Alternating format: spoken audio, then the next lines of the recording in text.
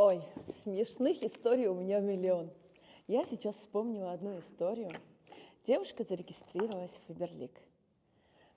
Прошло, наверное, недели 3, и тут мне пишет ее супруг. А где деньги? Как их снять? Я сначала даже не поняла, думаю, какие деньги? Потом до меня дошло. Люди, правда, думают, что тут просто зарегистрировался, и сразу выплаты идут. А там ни действий, ни обучений, ни системы. И в этот момент ты понимаешь, насколько у людей ожидания оторваны от реальности.